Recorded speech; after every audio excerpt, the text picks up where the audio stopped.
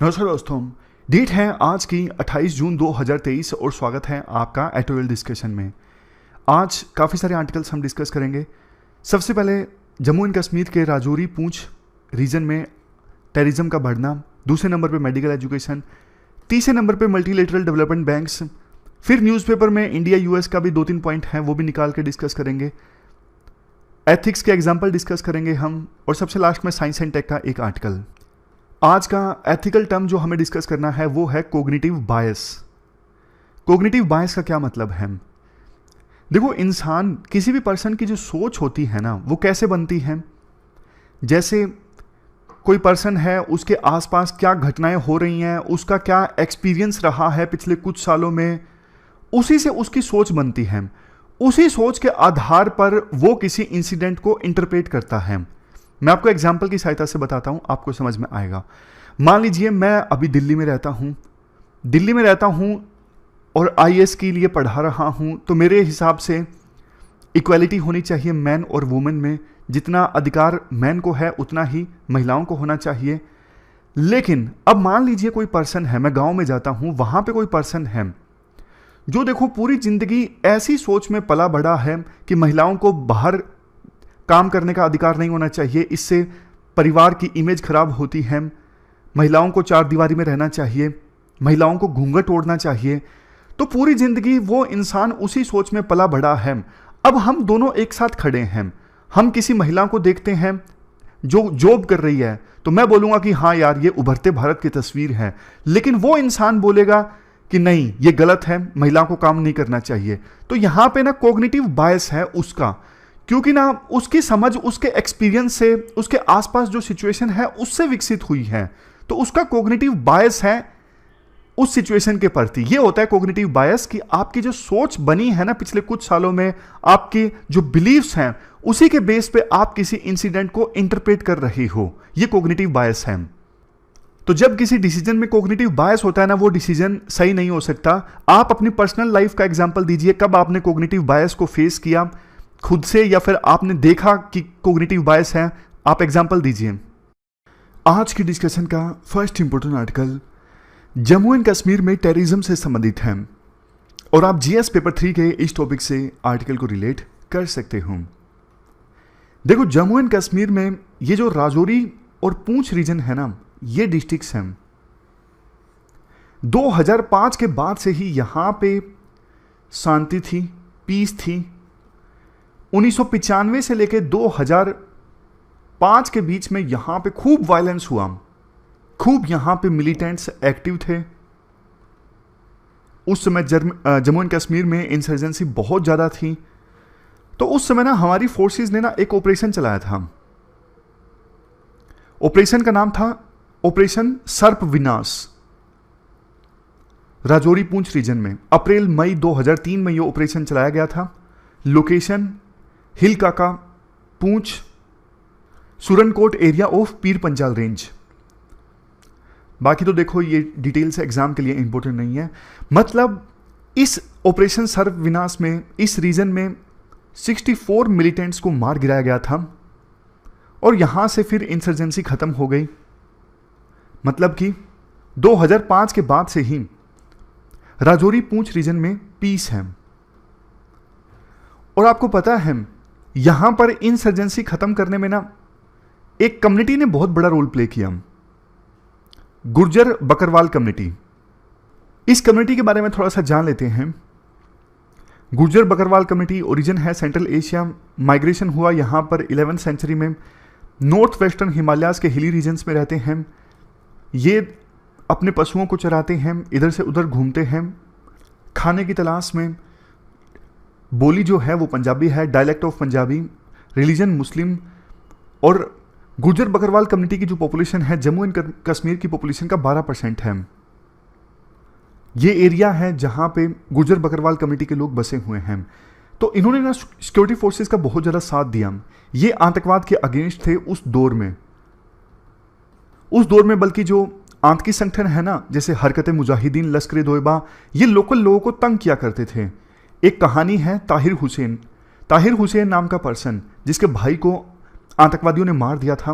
वो special Saudi Arabia से वापस आया अपने भाई की मौत का बदला लेने के लिए आतंकवादियों से, और उसने बदला लिया भी।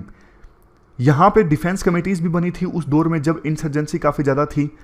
डिफेंस कमेटीज बनी आतंकवादियों से लड़ने के लिए।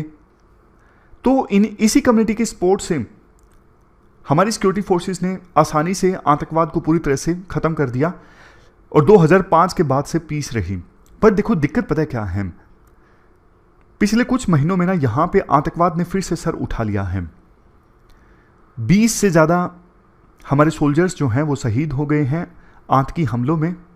जैसे ये देखो, अक्टूबर 2021 के बाद से मिलिटेंट्स ने एटलीस्ट 20 सोल्जर्स को मार दिया है, हमारे जवान शहीद हुए हैं।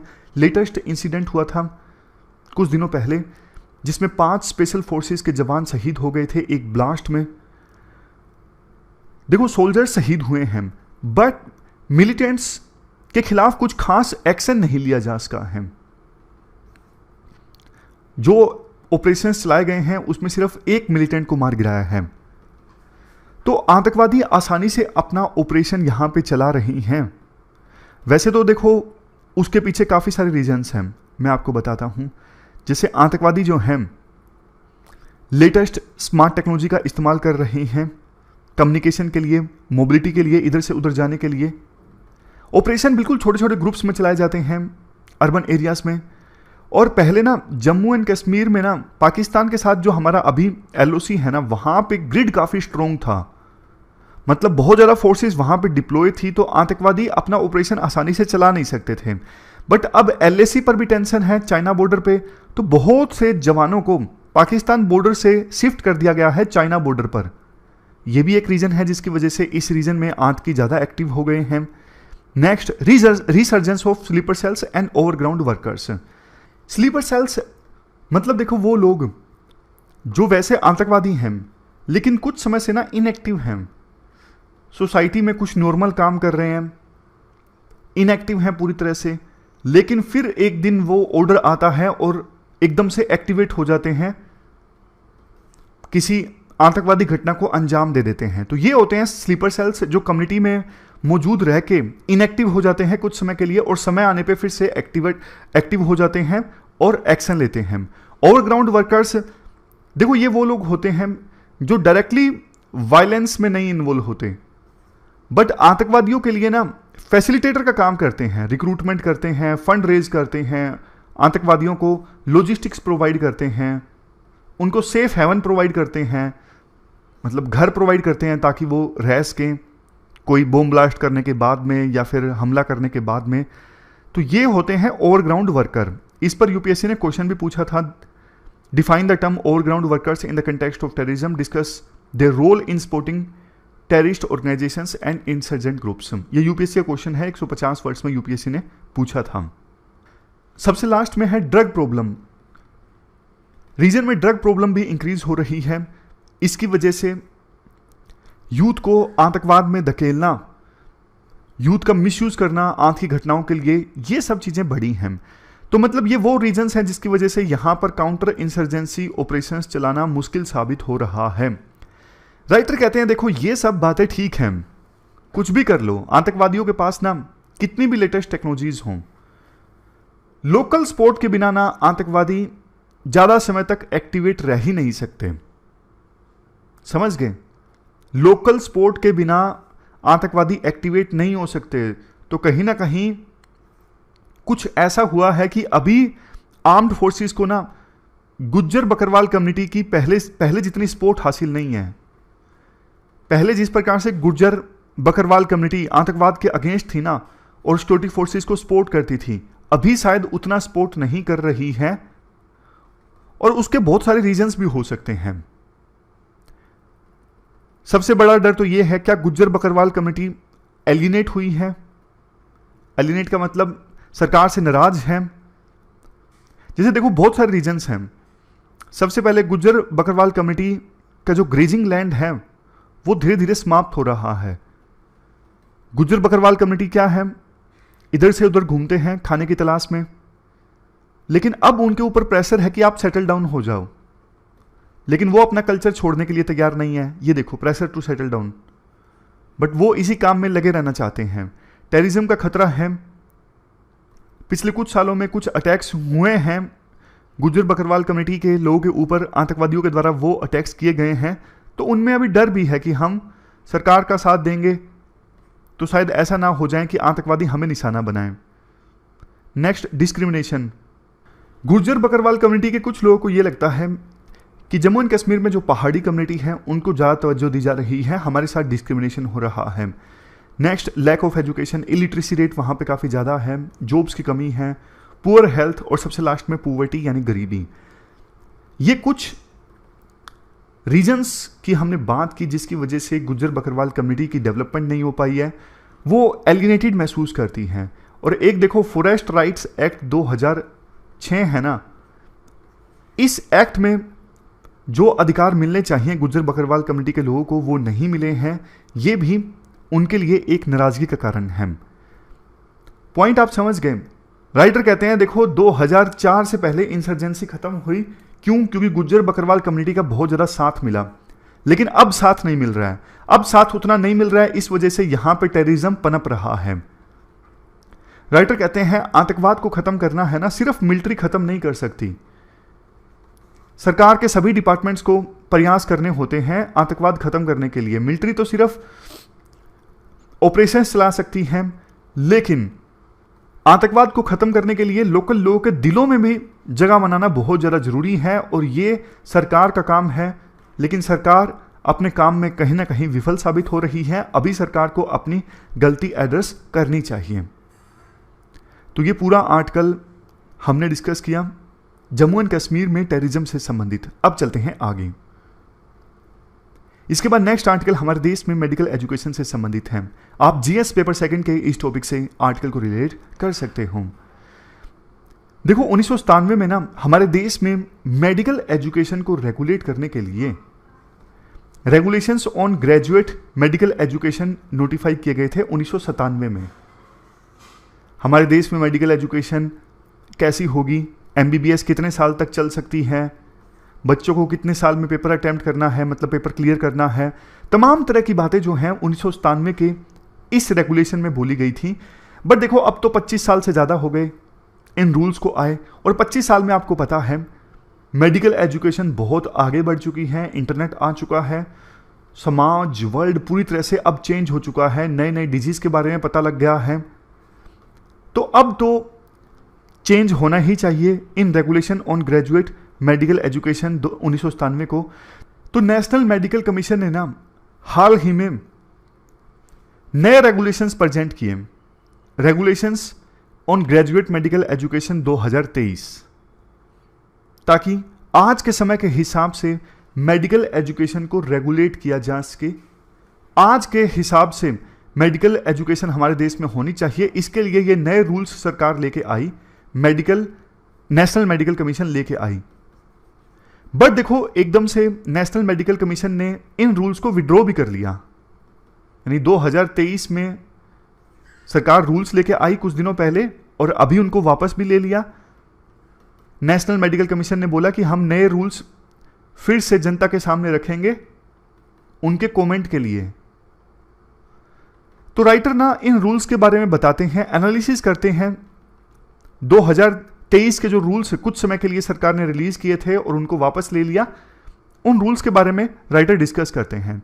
नए रूल्स जो थे वो इस प्रकार से थे कि मेडिकल एजुकेशन को लर्नर सेंट्रिक बनाया जाए, मतलब जो स्टूडेंट्स हैं उनको एजुकेशन अच्छे से समझ में आए, पेशेंट सेंट्रिक, वो पेशेंट्स का अच्छे से इलाज कर सके, जेंडर सेंसिटिव, लड़का लड़की एक समान, इक्वालिटी, आउटकम ओरिएंटेड, अच्छी आउटकम निकल के आए, अच्छा रिजल्ट निकल के आए जब डॉक्टर से इलाज करें, और सबसे लास्ट में इन्वायरमेंटल एप्रोप्रिएट, हमारे इंडिया के इन्वायरमेंट के हिसाब से।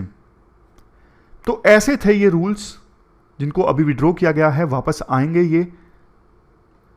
कुछ अच्छी चीजें थी इन रूल्स में, जैसे जो एमबीबीएस के स्टूडेंट्स होंगे ना उनकी कम्युनिकेशन स्किल्स पे फोकस किया जाएगा, ताकि वो पेशेंट की फैमिलीज के साथ, दूसरे हेल्थ प्रोफेशनल्स के साथ अच्छे से बात कर सकें। दूसरा, एथिकल वैल्यूज, ये सिखाया जाएगा एमबीबीएस स्टूडेंट्स को कि मेडिसिन में ना एथिकल बिहेवियर की इंपॉर्टेंस बहुत ज़्यादा है, तो आप पेशेंट्स का इलाज करते वक्त एथिक्स को जरूर अपनाइए। जैसे देखो यूपीएससी में एथिक्स का पेपर इंट्रोड्यूस कर दिया गया है, उसी प्रकार से मेडिकल एजुकेशन में भी एथिकल वैल्यूज को सिखाया जाएगा। Next, responsiveness to patient needs. Students को सिखाया जाएगा, मेडिकल स्टूडेंट्स को, कि आपको ना पेशेंट की जरूरतों के बारे में समझना और फिर रिस्पॉन्स देना बहुत जरूरी है। जरूरतें अगर कॉम्प्लेक्स हैं तो भी पेशेंट्स की जरूरतों को आप जरूर पूरा करो। चौथे नंबर पे है early clinical experience. Medical students को ना अर्ली स्टेज में ही क्लिनिकल एक्सपीरियंस दिलवाया जाएगा, जैसे गांव में उनकी पोस्टिंग करवा दी, ताकि वो सीख सकें, वो देखें कि जो एजुकेशन वो हासिल कर रहे हैं उसका इंप्लीमेंटेशन किस प्रकार से हो रहा है। इसलिए उनको अर्ली क्लिनिकल एक्सपीरियंस दिलवाया जाएगा, क्लिनिक का एक्सपीरियंस अर्ली स्टेज में दिलवाया जाएगा।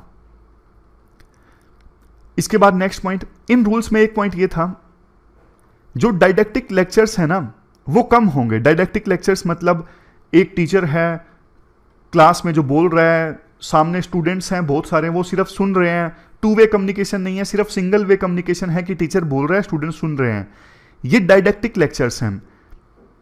डायडेक्टिक लेक्चर्स ना शेड्यूल में सिर्फ 33% होंगे, बाकी एजुकेशन तो दूसरे माध्यम से प्रोवाइड की जाएगी, जैसे इंटरेक्टिव सेशन, टीचर का स्टूडेंट से इंटरेक्शन सेशन चलेगा, प्रैक्टिकल्स होंगे, क्लिनिकल एक्सपीरियंस होगा स्टूडेंट्स का, केस स्टडी से उन्हें सिखाया जाएगा। बाकी का 66.66% ये सारी चीजें होंगी, और टीचर बोलेगा स्टूडेंट सुनेगा, ये सिर्फ पूरे करिकुलम का 33% होगा, 33.33। नए रूल्स में एक नया फैमिली एडॉप्शन प्रोग्राम का भी प्रोविजन किया गया। जैसे हर एक स्टूडेंट को ना, हर एक एमबीबीएस स्टूडेंट को बोला जाएगा कि आप एक फैमिली को अडॉप्ट कीजिए, गांव में जाइए और एक फैमिली को अडॉप्ट कीजिए। अब उस फैमिली की आप केयर कीजिए, हेल्थ नीड्स का ध्यान रखिए, हाइजीन के बारे में उस फैमिली को सिखाइए। तो इससे बहुत कुछ सीखने को मिलेगा एमबीबीएस स्टूडेंट को, और देश में गांव में खास करके हेल्थ आउटकम भी इंप्रूव होगी। इसके साथ साथ स्टूडेंट्स को पैंडेमिक मॉड्यूल भी सिखाया जाएगा, इसका भी प्रोविजन है, ताकि फ्यूचर में जो महामारियां आएँ उनका सामना एमबीबीएस के स्टूडेंट्स आसानी से कर सकें।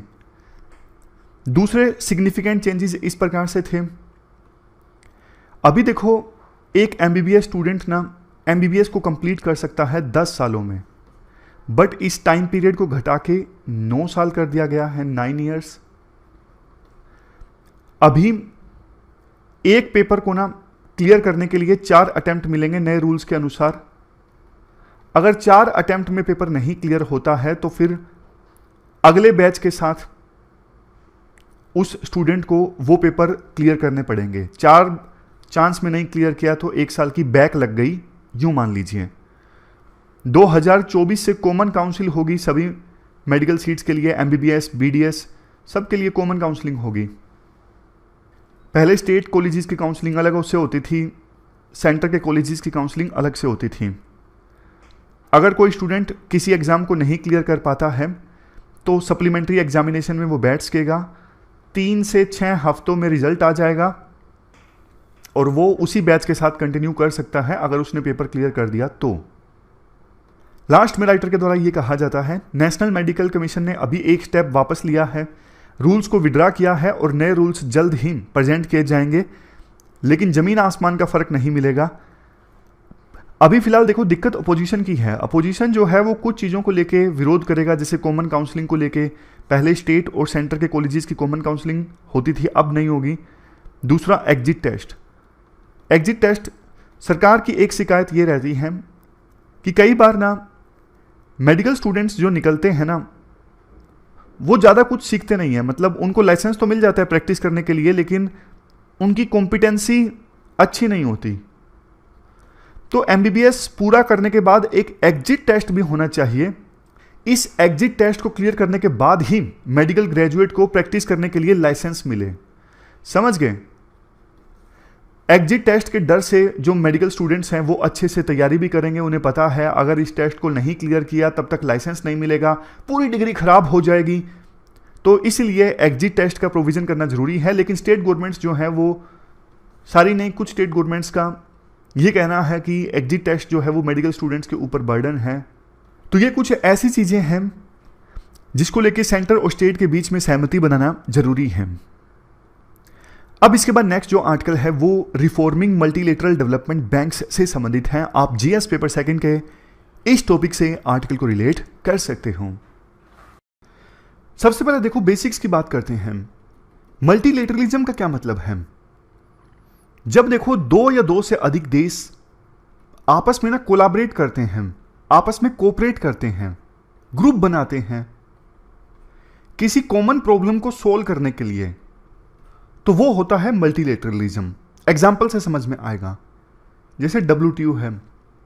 WTO में वर्ल्ड के विभिन्न कंट्रीज एक साथ आए हैं, उन्होंने ग्रुप बनाया है WTO जिसका नाम है। इस ग्रुप का मकसद है विभिन्न देशों के बीच में ट्रेड को प्रमोट करना। तो कॉमन गोल क्या है यहां पे? ट्रेड। समझ गए? मल्टीलेटरलिज्म मतलब दो या दो से अधिक देश जब आपस में कोलैबोरेट करते हैं किसी कॉमन प्रॉब्लम को सोल्व करने के लिए। बहुत सारे एग्जांपल हैं मल्टीलेटरलिज्म के, जैसे UN एक एग्जांपल है। अब देखो मल्टीलेटरल डेवलपमेंट बैंक्स, जो मल्टीलेटरल डेवलपमेंट बैंक्स होते हैं ना, ये वो बैंक्स होते हैं जो डेवलपिंग कंट्रीज को, गरीब देशों को फाइनेंस प्रोवाइड करते हैं, लोन प्रोवाइड करते हैं। इनका इतिहास मैं आपको बताता हूं। सेकेंड वर्ल्ड वार में ना बहुत तबाही मची थी। सेकेंड वर्ल्ड वार में बहुत तबाही मची थी। तो उस समय ना 44 कंट्रीज का डेलीगेशन US में एक जगह है ब्रेटन वुड, यहां पे डेलीगेशन मिला था। इस डेलीगेशन ने डिसाइड किया कि यार आज के समय में ना सेकेंड वर्ल्ड वार की वजह से डेवलपिंग कंट्रीज की इकोनॉमी को भारी नुकसान पहुंचा है। बहुत सारी देशों की इकोनॉमीज बिल्कुल क्राइसिस में है सेकेंड वर्ल्ड वार की वजह से, और बहुत सारे देशों की इकोनॉमी तो तबाह हो चुकी है क्योंकि वहां पे वार लड़ा गया है। तो डेलीगेशन ने डिसाइड किया कि हम कुछ इंस्टीट्यूशंस इस्टेब्लिश करते हैं डेवलपिंग कंट्रीज की और गरीब देशों की हेल्प करने के लिए। तो इस जगह पे यानी ब्रेटन वुड में डेलीगेशन जो मिला था ना, उसी डिस्कशन से दो इंस्टीट्यूट्स बने, एक वर्ल्ड बैंक और दूसरा IMF। IMF का काम होता है अगर किसी देश की इकोनॉमी क्राइसिस में है तो उसकी हेल्प करना। फॉर एग्जांपल पाकिस्तान की इकोनॉमी अभी क्राइसिस में है तो पाकिस्तान हेल्प मांग रहा है IMF से। श्रीलंका की इकोनॉमी दिक्कत में है, फेल होने वाली है, डिफॉल्ट होने वाली है, तो वो हेल्प मांग रहा है IMF से। और वर्ल्ड बैंक का काम होता है डेवलपिंग कंट्रीज की, गरीब देशों की मदद करना, उनको लोन प्रोवाइड करके। तो ये दो संस्थान बने थे उस समय। आज के समय में तो देखो संस्थान की संख्या काफी इंक्रीज हो चुकी है। वर्ल्ड बैंक ग्रुप में काफी सारे संस्थान हैं, जैसे international bank for reconstruction and development, इसका काम है लो और मिडिल इनकम कंट्रीज को लोन प्रोवाइड करना। इसके बाद है इंटरनेशनल डेवलपमेंट एसोसिएशन, ये भी लो इनकम कंट्रीज को लोन प्रोवाइड करता है। International finance corporation private sector को लोन देती है ये संस्थान।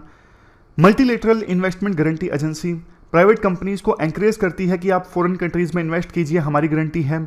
International centre for settlement of investment disputes, जब देखो इन्वेस्टमेंट डिस्प्यूट पैदा हो जाता है एक देश और दूसरे देश के बीच में, फॉर एग्जांपल USA के किसी कंपनी ने इंडिया में इन्वेस्ट किया है, तब ये संस्थान बीच में आता है, international centre for settlement of investment disputes.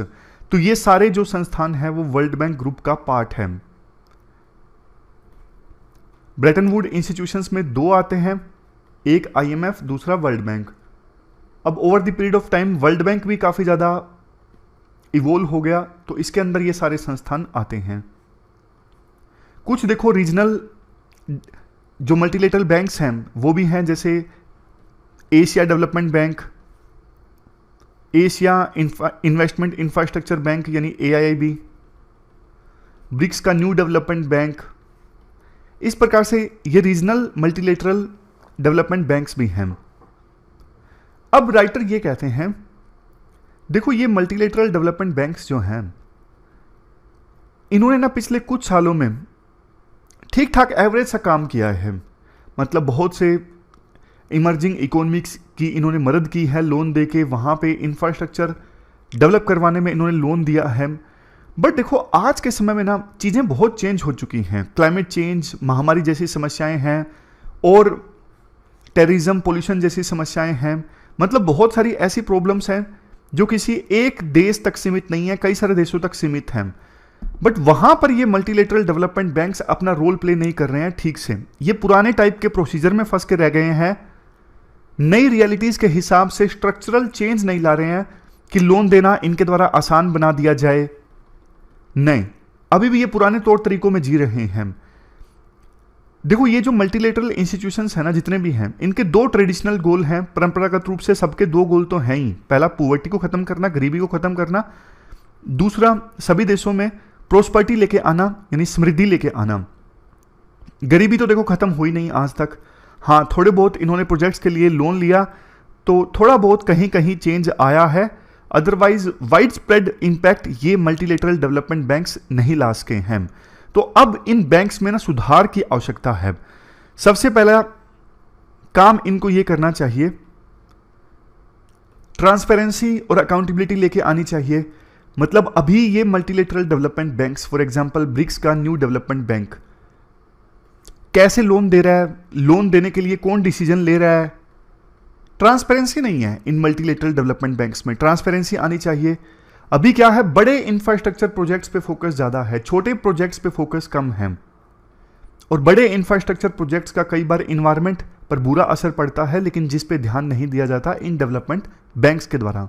Next है रिलेक्टेंट टू चेंज, चेंज नहीं हो रहे हैं। नई प्रॉब्लम्स के साथ में ये न्यू डेवलपमेंट बैंक्स जो हैं, मतलब मल्टीलेटरल डेवलपमेंट बैंक्स जो हैं, प्रॉब्लम्स चेंज हो गई हैं, तो इन बैंक्स को भी अपने आप में बदलाव लाना चाहिए। नेक्स्ट है influence of develop countries. Develop countries का इन्फ्लुएंस ज़्यादा रहता है बहुत बार, मतलब सिचुएशन के हिसाब से। जैसे ब्रिक्स का न्यू डेवलपमेंट बैंक्स है, उसमें चाइना का फोकस ज़्यादा है, IMF, वर्ल्ड बैंक, इनमें US का दबदबा ज़्यादा है। तो डेवलप कंट्रीज का दबदबा ज़्यादा रहता है। डेवलपिंग कंट्रीज जिनको लोन दिया जाता है उनका से कम होता है डिसीजन मेकिंग में। एक बड़ी प्रॉब्लम देखो ये भी है, इनके पास ना फंडिंग का अभाव है।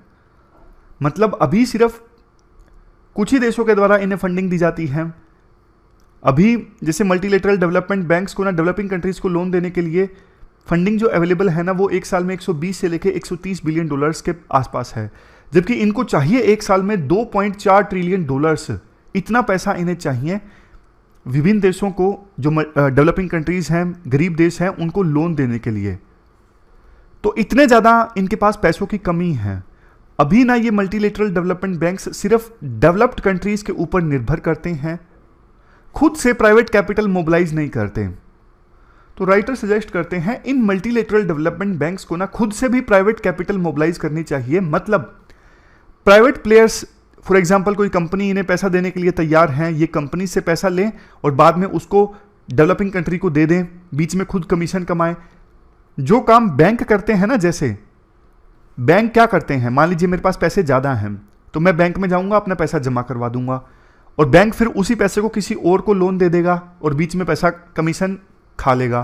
तो यही काम मल्टीलेटरल डेवलपमेंट बैंक्स को करना चाहिए कि जो कंपनीज इन्हें लोन देना चाहती हैं उनसे लोन लें, फिर उसी पैसे का ये इस्तेमाल करें फर्दर लोन देने के लिए, लेकिन हायर रेट पे बीच में ये कुछ कमीशन खा सकें।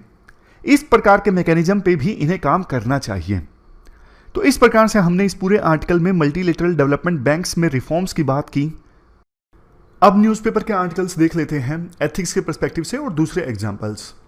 सबसे पहले सेंट्रल गवर्नमेंट ने कहा है उड़ीसा सरकार को कि आप CM के जो प्राइवेट सेक्रेटरी हैं उनके खिलाफ एक्शन लीजिए। देखो CM के जो प्राइवेट सेक्रेटरी हैं उड़ीसा में, उनके खिलाफ ना काफ़ी आरोप हैं। सबसे पहले उन्होंने अपनी पावर का मिसयूज करके अपनी वाइफ को जॉब दिलवाई। दूसरे नंबर पे उन पे आरोप ये है कि वो अपनी पावर का मिसयूज करते हैं, हेलीकॉप्टर्स में घूमते हैं, स्टेट गवर्नमेंट का पैसा जाता है और हेलीकॉप्टर्स में घूम के वो बीजू जनता दल जो रूलिंग पार्टी है ना, रूलिंग पार्टी के इवेंट्स को अटेंड करते हैं। तो देखो ये ऑल इंडिया सर्विस रूल्स के अगेंस्ट हैं। इस पूरी न्यूज़ में एथिकल इश्यूज क्या क्या निकल के आते हैं, ये सारे एथिकल इश्यूज निकल के आते हैं। सबसे पहले नेपोटिज्म, उन्होंने भाई भतीजावाद किया, अपनी पावर का मिसयूज करके अपनी वाइफ को जॉब लगवाई। दूसरे नंबर पे political interference, all India service rules के अनुसार IAS ऑफिसर्स पॉलिटिकल पार्टी के इवेंट्स में पार्टिसिपेट नहीं कर सकते, पॉलिटिक्स में किसी प्रकार का इंटरफेयर नहीं कर सकते, बट वो रूलिंग पार्टी के इवेंट्स को अटेंड कर रहे हैं।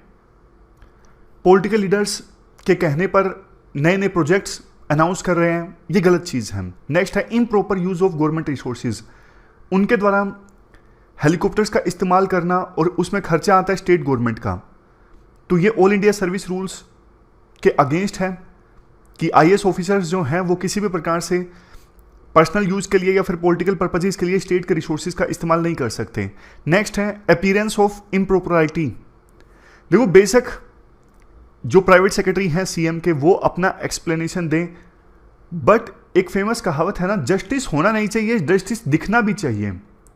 मतलब ऑफिसर्स में प्रोपराइटी सिर्फ होनी नहीं चाहिए, दिखनी भी चाहिए। पब्लिक को आप दिखो भी ऐसे कि आप बिल्कुल ऑनेस्ट हो, प्रोबिटी का पालन कर रहे हो, रिसोर्सेज का मिसयूज नहीं कर रहे हो, ऐसा दिखना भी चाहिए जनता को। तो ये सारे एथिकल इश्यूज इस न्यूज से निकल के आते हैं। देखो ये चीज ना आप सीख लो, न्यूज से पॉइंट्स निकालना, क्योंकि ना एथिक्स के पेपर में ये दिक्कत आपको आएगी। आपको ना चीजें सारी पता होंगी बट आप ना लिख नहीं सकोगे।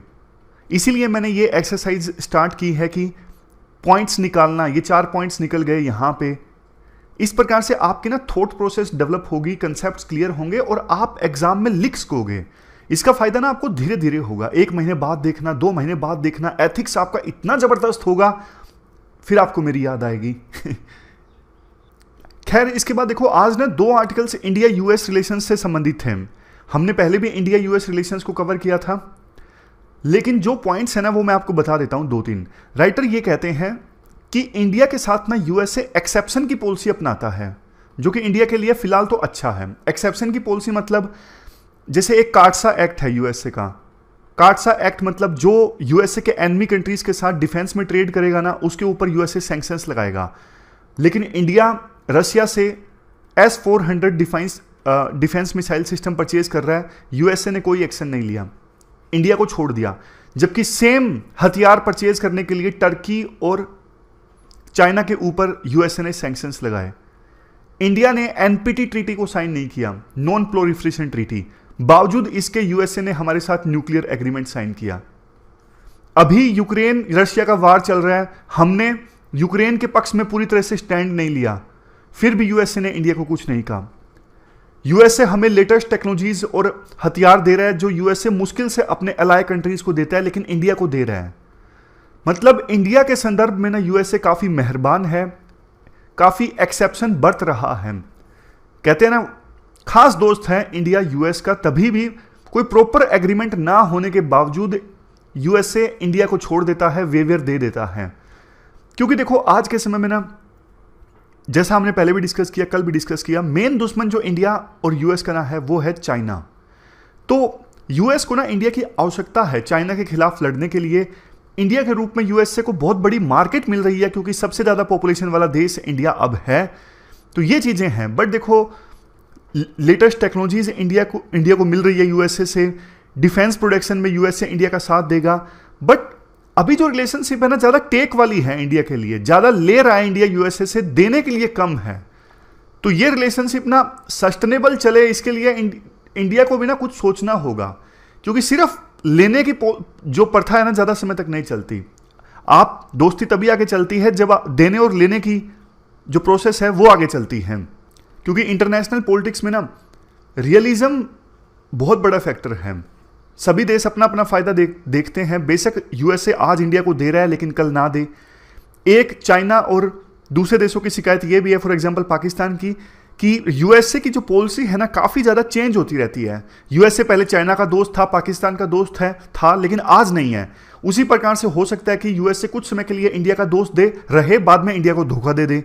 तो इंडिया को ना संभल के चलने की आवश्यकता है। अब लास्ट में साइंस एंड टेक की एक न्यूज है। लाओस एक देश है।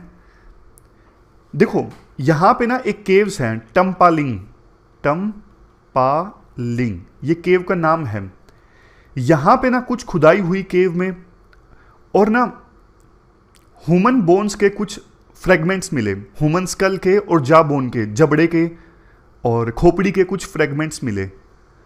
उससे ना ये साबित होता है कि साउथ ईस्ट एशिया में ना सबसे पहले ह्यूमन बींग्स आए थे 86,000 ईयर्स पहले। इससे पहले जो मान्यता थी ना वो ये थी कि 46 ईयर्स अगो ह्यूमन बींग्स सबसे पहले साउथ ईस्ट एशिया में आए थे। बट अब लाओस के टम्पालिंग केव्स में जो खुदाई हुई है, उससे ये पता लगता है कि ह्यूमन बींग्स यहाँ पर कम से कम 68,000 साल पहले और ज़्यादा से ज़्यादा 86,000 साल पहले, मतलब इस टाइम पीरियड में ह्यूमन बींग्स यहाँ पे सबसे पहले आ गए थे। और देखो फ्रेगमेंट्स तो मिल गए थे साइंटिस्ट को, लेकिन कितने साल पुराने फ्रेगमेंट्स हैं उसका पता लगाने के लिए अलग अलग टेक्निक्स का साइंटिस्ट ने इस्तेमाल किया। जैसे एक है लुमिनेंस डेटिंग।